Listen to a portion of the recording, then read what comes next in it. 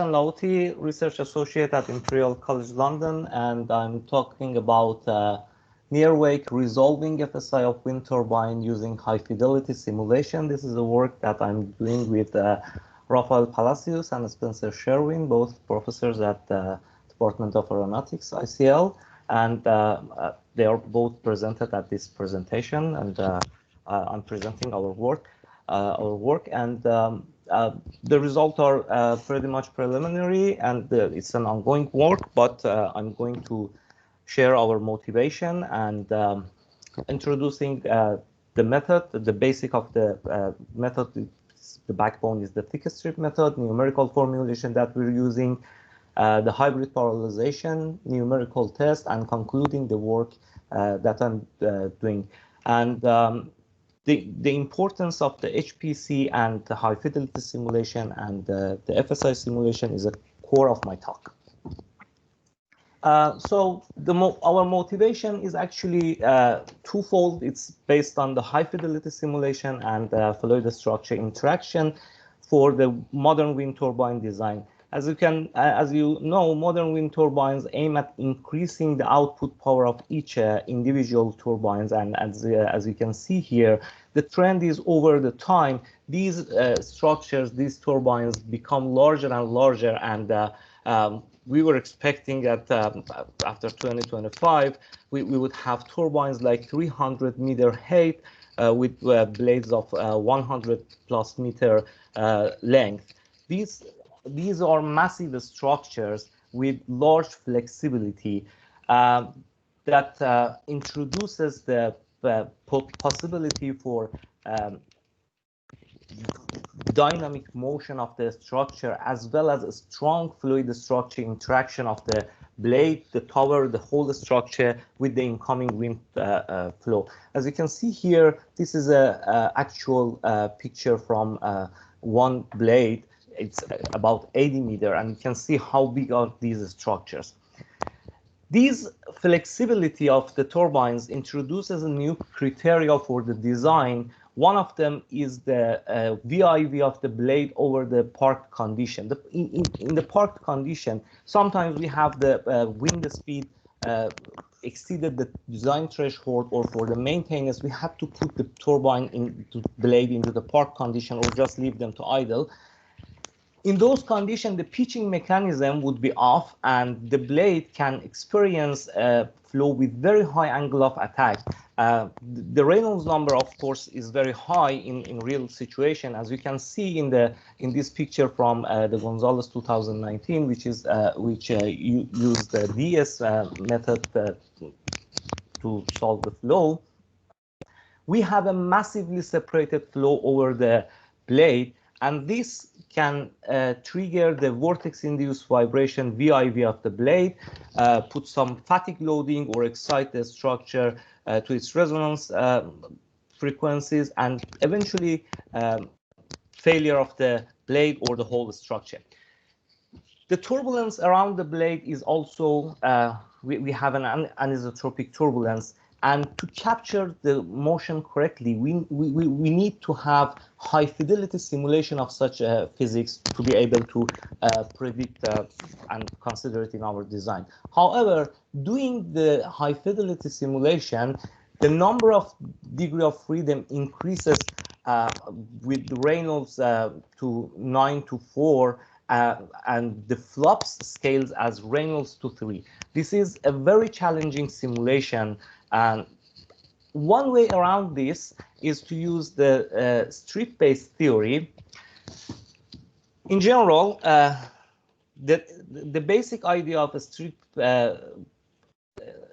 strip-based theory is that we use the whole, instead of solving the whole the flow in whole three-dimensional domain, we represent the domain with a series of discrete fluid domain like this one.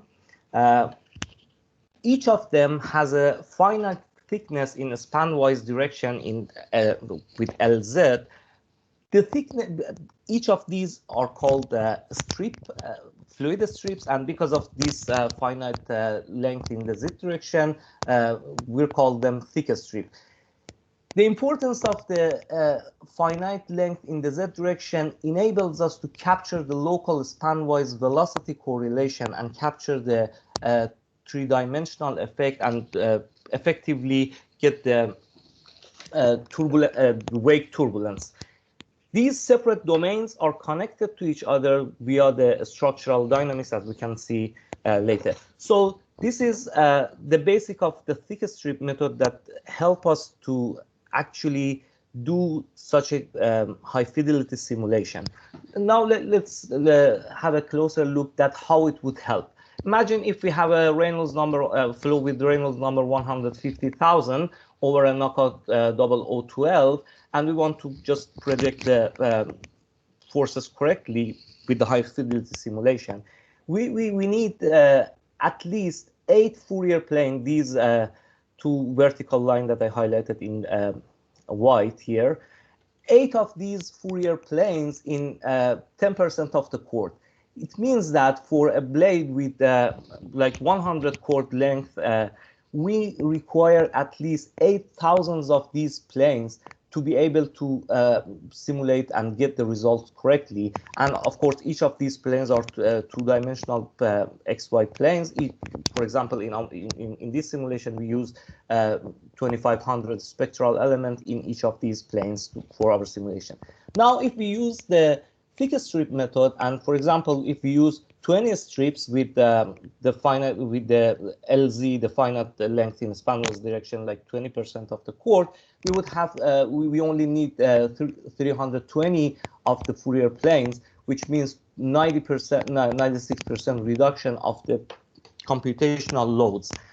Of course, we do need to understand the scale of the flow physics and how tightly it couples with the dynamics of the structure to be able to correctly select the strips and the number of Fourier planes, but it demonstrates how can it help to simulate a nearly impossible three-dimensional flow with a very high resolution to be practically possible. However, I have to emphasize here that even using the thick strip method, still we need 10K plus cores or even 100K plus core for real application, because in the real turbine application, in the real world, we have Reynolds of orders of millions, and the simulation becomes challenging. This highlights the importance of the codes with very well scalability and approaching toward the exascales. For numerical simulation, I'm using Nektar++ SHARPy coupling. This is a FSI solver that has been developed for VIV of slender cables in marine application. We are extending this solver for the developing of wind turbines application. Nektar++ is used for the prediction of flow field, solving incompressible Navier-Stokes equation with the spectral element discretization. And for the structural dynamic, we're using SHARPy with geometrically nonlinear composite beams. And the coupling between them is based on the loosely coupling that I explained later. For fluid flow, the Navier-Stokes equations for each strip, we can see them that the substrip N is represent as scripts, each fluid strips. However, we have to remember that we have large deformation of structures here. So as the structure moves, deforms because of the fluid forces, we would have the deformed and maybe distorted meshes and can affect the quality of the result or even stop the simulation. To avoid the dynamic meshing, we're using the transform Navier-Stokes equation and to transform the inertial coordinate to a non-inertial body-fitted coordinate with an appropriate Jacobian, and employing them all to the Navier-Stokes equation, we would get the transformed equation. We would get to the Navier-Stokes equation to transform coordinates. Then we're using the spectral element method to solve this equation. In a nutshell, the spectral element we can approximate any variable in xy plane like this, and using the Fourier expansion over the z, the span-wise direction over these planes. These are the Fourier planes you can see in the figure. Approximate the Fourier expansion like this, and combining these two would give us the final approximation for the variable over x, y, and z. So for the Navier-Stokes equation, first we represent the velocity field and the pressure field with the Fourier expansion. This gives us a set of decoupled Navier-Stokes equation over each of the planes, and you can see these blue planes. These decoupled Navier-Stokes equation then in each plane which has xy discretized with the spectral HP element, and we can solve them to achieve the flow fields, and to for the velocity pressure coupling we're using the stiffly stable high order velocity correction scheme. So solving the Navier-Stokes equation with the spectral HP element method gives us the flow field, which uses the actually the implicit LES method to capturing the turbulence here. For the structural dynamic, we're using the SHARPy library. Remember, the blades are very slender. They are like 100 meter in length, and the cross sections are way smaller than, at the tip it's like 20-30 centimeter. So the blades are very slender. We can represent them as a beam and get the nonlinear high deformation using the geometrically exact composite beam equations. In general, SHARPy uses two frames of difference for simulation. A frame of reference which is attached to the body and can have a velocity and acceleration compared to the ground, but for the parked condition of the blade that we're interested in, the A frame of reference is just a stationary.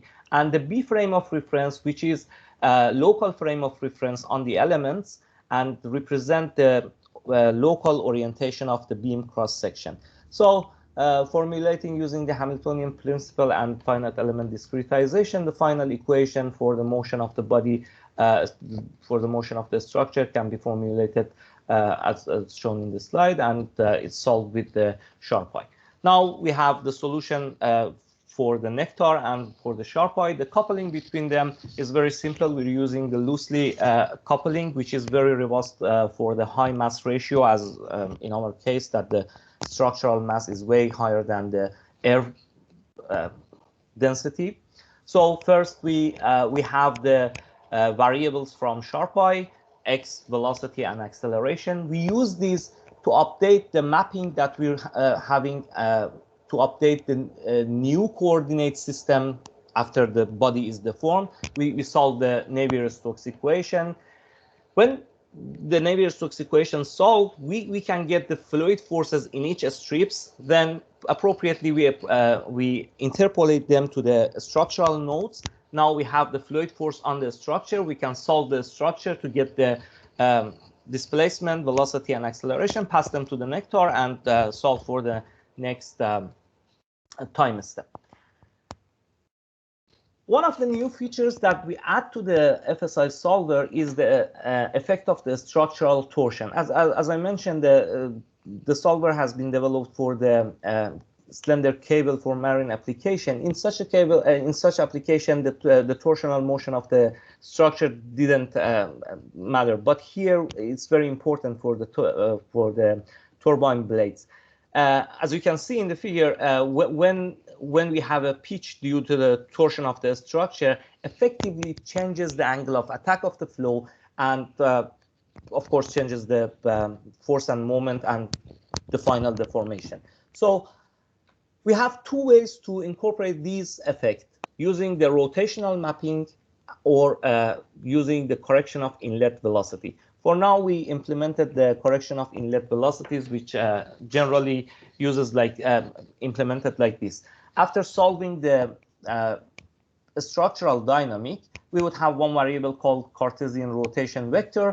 With that variable, we are enabled to have the rotation matrix, which enables us to transform between A frame of reference to B frame of reference. Now, if we have a flow with U infinity and angle of attack, which is in A frame of reference, we can use this transformation, the rotation matrix, to transform this into a local frame seen by each strip and correct the velocity, correct the inlet boundary condition velocity, remembering that our computational domain is now on the beam, it's a body fitted and non-inertial. So we correct the inlet boundary condition and effectively, implicitly corrected the angle of attack seen by the structure there.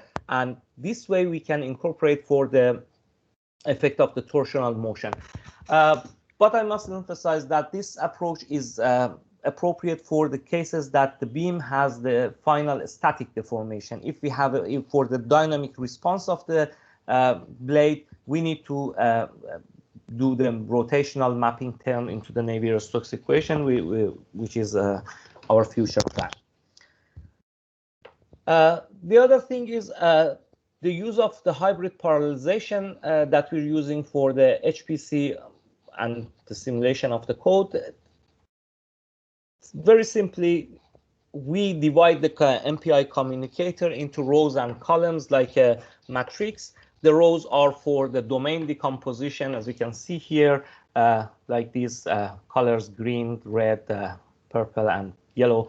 These are distributed over the rows of this new communicator, and the planes, the Fourier planes, of the strips, and in each strips were distributed over the columns. Then we have row communicators that to communicate over the domain decomposition, and we have column communicator to communicate over the our FFT transposition.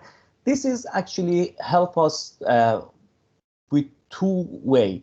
First, help us to leverage multi-core architecture with the direct solvers, and of course, it helps us to select, it gives us flexibility how to use the resources available to us for our simulation. For example, if we have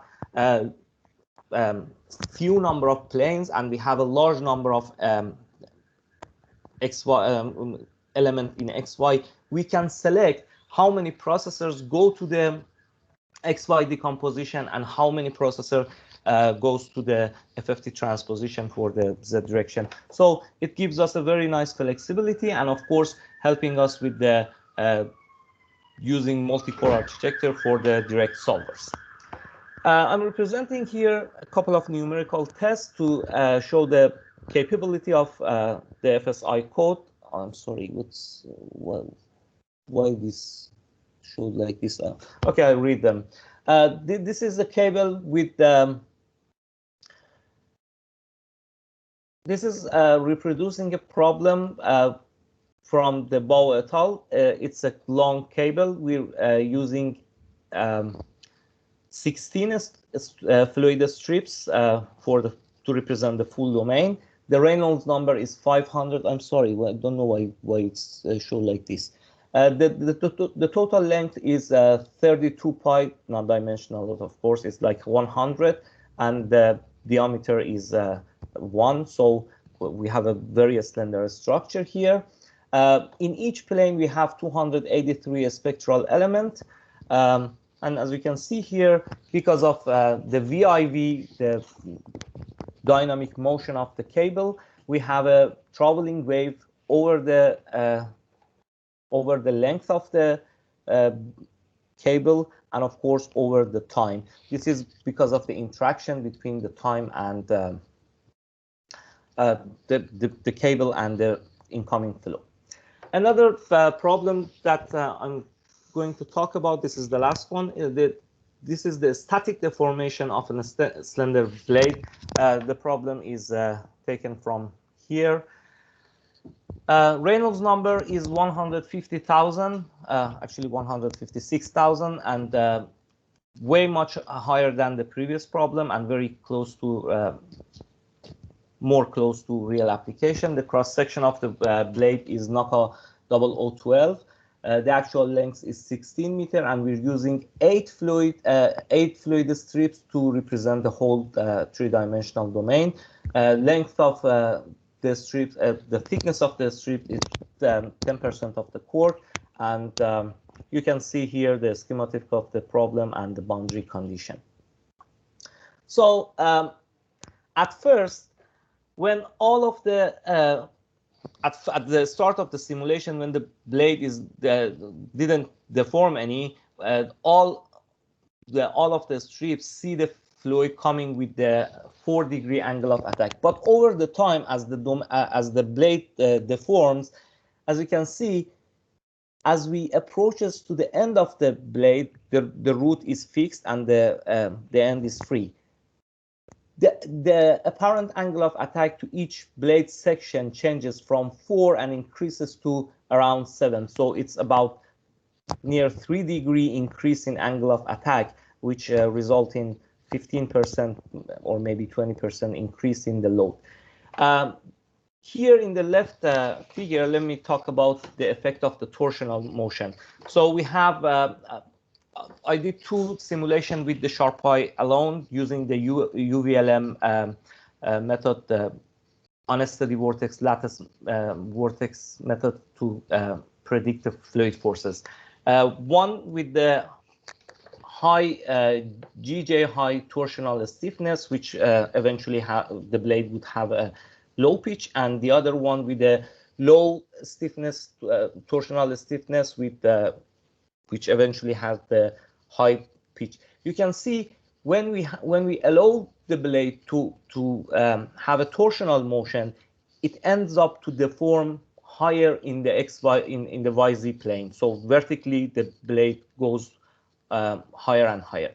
The other 2 lines here, the red one and the blue one, are from the FSI simulation from Nektar and SHARPy that we developed.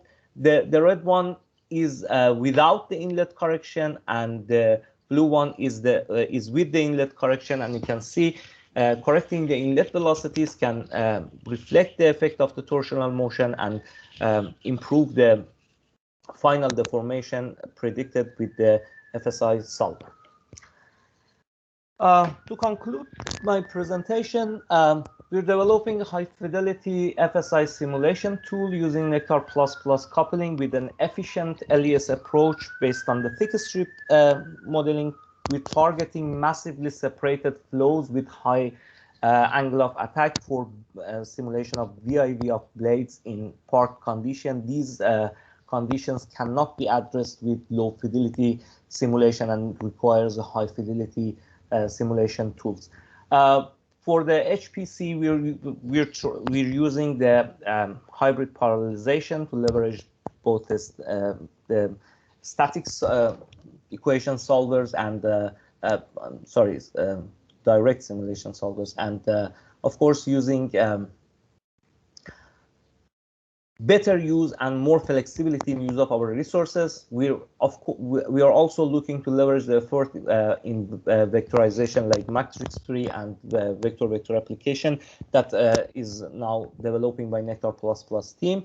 And we have a strong collaboration with EPCC University of Edinburgh for profiling and testing of the code, particularly for the determination of the I/O bottleneck or a scalability bottleneck if there's any. And the future work would contain incorporating at the rotational mapping for the coordinate for the dynamic response of the beam, and development of the fluid solvers to support non-constant cross-sectional along the structure, but the further development is not restricted to these 2 future works. These are the references that I referred to during the presentation. And thank you for your attention. I will be happy to answer your questions. Thank you very much, Mohsen.